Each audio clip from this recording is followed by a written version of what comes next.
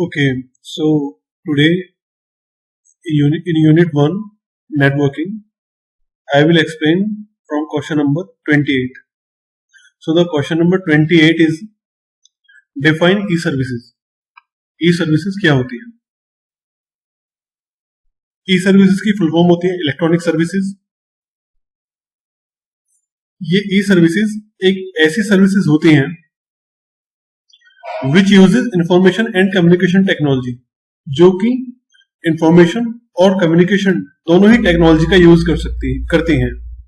It means अगर आप information को शेयर करना चाहते हैं, रिसीव करना चाहते हैं, तो भी आपको इलेक्ट्रॉनिक सर्विसेज का यूज करना होगा। और अगर आप कम्युनिकेशन करना चाहते हैं, देन इन दैट केस आपको इलेक्ट्रॉनिक सर्विसेज का यूज करना होगा। तो ऐसी सर्विसेज जो कि आपको इंफॉर्मेशन और कम्युनिकेशन टेक्नोलॉजी प्रोवाइड भी करती हैं, उन्हें भी हम इलेक्ट्रॉनिक सर्विसेज कहते हैं। इलेक्ट्रॉनिक सर्विसेज के 3 मेन कंपोनेंट्स होते हैं। First is service provider, second one is service receiver and the third one is channel of the service delivery. अब इसका एग्जांपल समझिए कि ये 3 कंपोनेंट्स कौन सी होती हैं। सपोज करिए आपने फ्लिपकार्ट से कुछ ऑर्डर किया, तो आप कौन है? Service receiver. ओके, अब जब आप रिसीव कर रहे हैं सर्विस को, तो कोई ना कोई सर्विस को प्रोवाइड भी कर रहा होगा। तो सपोज करिए कि अगर मैं ही फ्लिपकार्ट पर कुछ सेल कर रहा हूं, तो मैं हूं सर्विस प्रोवाइडर। आप सर्विस को रिसीव कर रहे हैं, तो आप हैं सर्विस रिसीवर। और सर्विस प्रोवाइड करने में और सर्विस को रिसीव करने में आप भी और मैं भी एक चैनल का यूज कर रहे हैं, जो कि फ्लिपकार्ट है।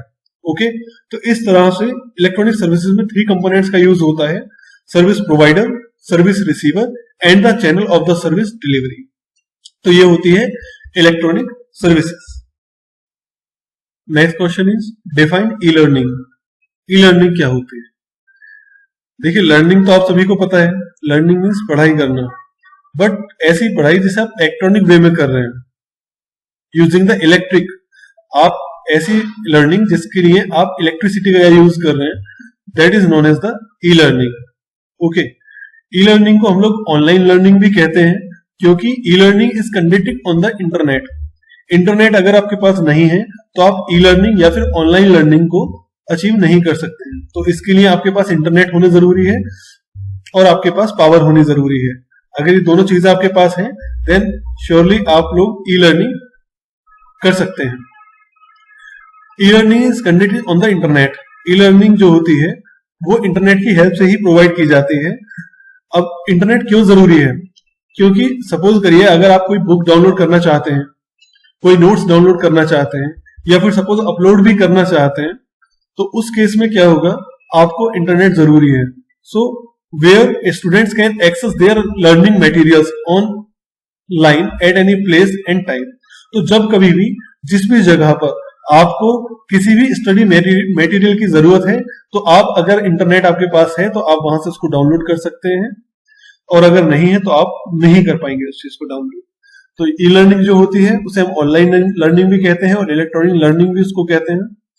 और इसके लिए जो होता है इंटरनेट जरूरी होता है। इंटरनेट इसलिए जरूरी होता है ताकि आप लोग जो भी आपका लर्निंग मटेरियल है उसे इजीली आप लोग किसी भी टाइम पर, किसी भी समय पर, किसी भी प्लेस पर आप लोग उसको इजीली डाउनलोड कर सके। Okay, next point is advantages. So first advantage of E learning is cost effective. Common सी बात है, भाई आपके पास अगर आपने कोई क्लासेस लेनी है, आपने कोई ट्रेनिंग लेनी है, तो अगर आप उसको ऑफलाइन ले रहे हैं तो आपको यहाँ से वहां तक जाना होगा, जो जाने का चार्ज है वो आपको पे करना होगा। लेकिन सपोज वही ट्रेनिंग अगर आप ऑनलाइन ले रहे हैं, ऑनलाइन लर्निंग की हेल्प से ले रहे हैं, तो कॉमन सी बात है कि वो आपकी जो कॉस्ट है वो आपकी बच जाएगी। नेक्स्ट पॉइंट आता है इजी टू अपडेट। आपने कोई वेब पेज बनाया हुआ है जहां पर आप लोग स्टूडेंट्स को जो नोट्स है वो प्रोवाइड करते हैं, तो आप इजीली अपने जो नोट्स हैं वो अपने वेब पेज पर अपडेट भी कर सकते हैं और इजीली अपलोड भी कर सकते हैं। तो दोनों ही पॉइंट्स आप इजीली कर सकते हैं ऑनलाइन लर्निंग की हेल्प से। Next point, easy to conduct trainings. अगर कोई ट्रेनिंग सीबीएसई प्रोवाइड कर रहा है, तो वो ट्रेनिंग्स भी आप इजीली कंडक्ट कर सकते हैं ऑनलाइन। बस आपके पास एक इंटरनेट होना चाहिए। आपको कोई सीबीएसई के ऑफिस जाने की नीड नहीं है, आपको स्कूल आने की नीड नहीं है, जो भी ट्रेनिंग्स है, जो भी ऑनलाइन क्लासेस हैं, वो आप इजीली ले सकते हैं ऑनलाइन लर्निंग की हेल्प से. So this is very easy to conduct trainings. Now some disadvantages of E learning. देखिए, फर्स्ट इशू आता है हेल्थ प्रॉब्लम्स, और ये आएगा भी क्योंकि जो ऑनलाइन लर्निंग होती है उसके लिए आपको लैपटॉप या फिर मोबाइल को यूज करना होता है, और वहां से बहुत ही हार्मफुल रेज निकलती है जो कि आपके आईज को भी डैमेज करती है. तो यहाँ से एक हेल्थ इशू भी जनरेट होता है. नेक्स्ट पॉइंट है lake of interaction. Lake of interaction रहता ही है.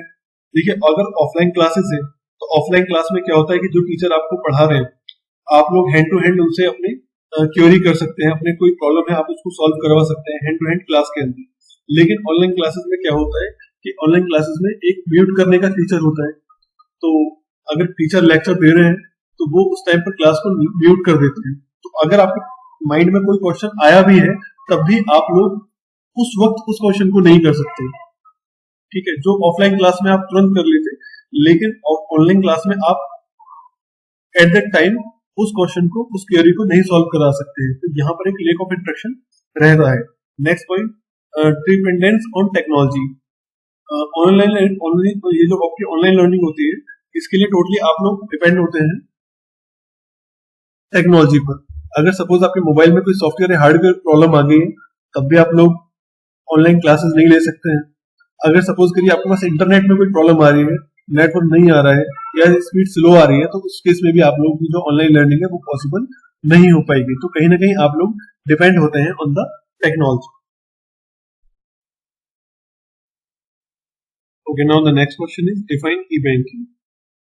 ई बैंकिंग को हम काफी नामों से जानते हैं, जैसे कि e banking, electronic banking, internet banking, net banking और ऑनलाइन बैंकिंग. अब ये ई बैंकिंग होती क्या है, इसे पहले शॉर्ट में समझिए. सपोज करिए आप किसी भी बैंक के अगर कस्टमर हैं या फिर किसी भी फाइनेंशियल इंस्टीट्यूशन के आप लोग कस्टमर हैं. अब बैंक तो आपको समझ में आ गया कि बैंक क्या होता है, जैसे कि SBI, बैंक ऑफ बड़ौदा, ये सब आपके बैंक होते हैं.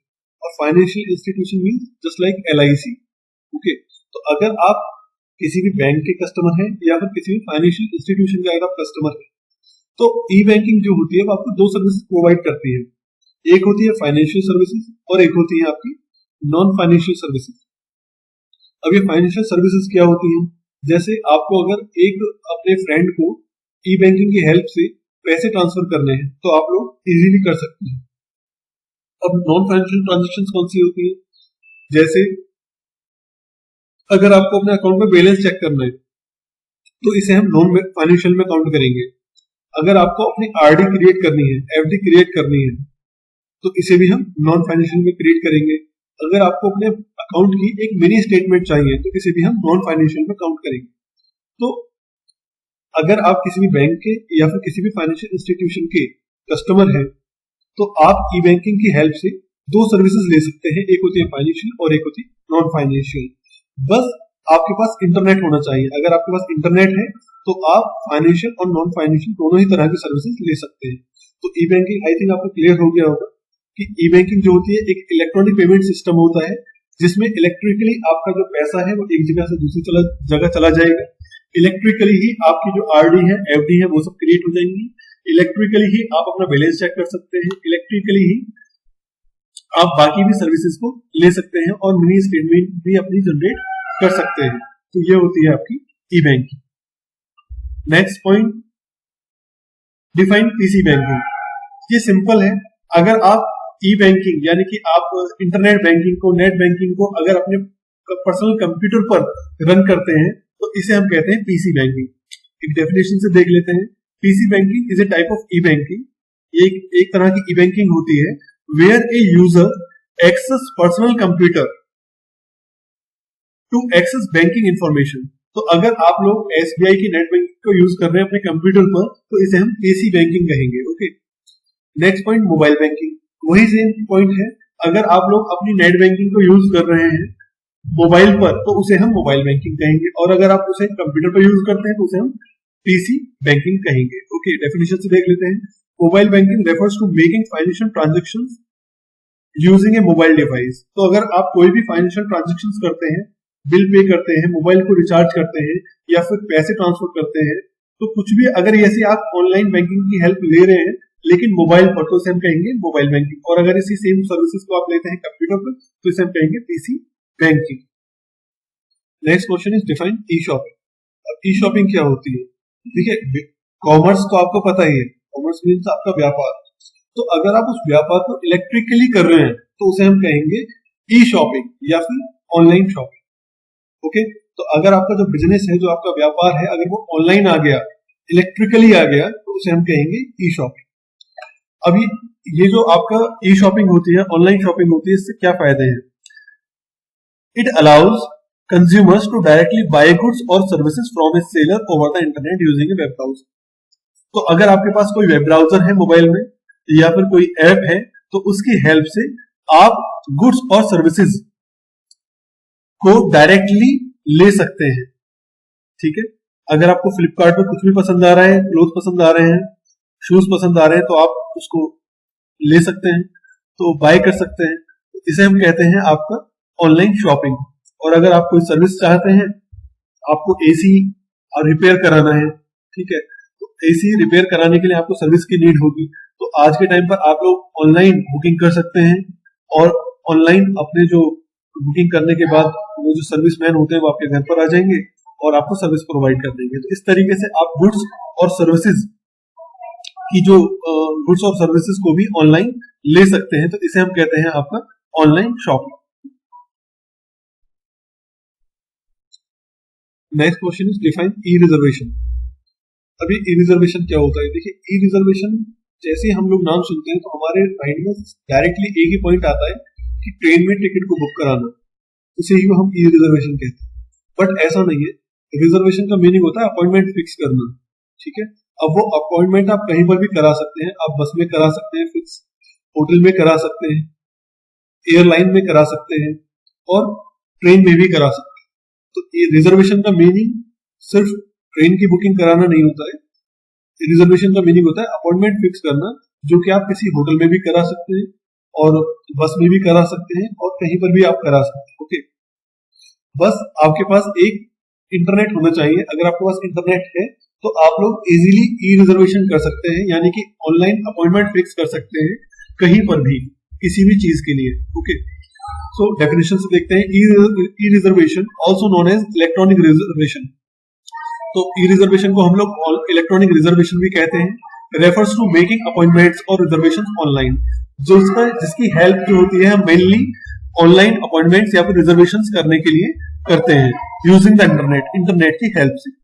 A person can only check the availability of seats in bus, ferry और aircraft using the e-reservation।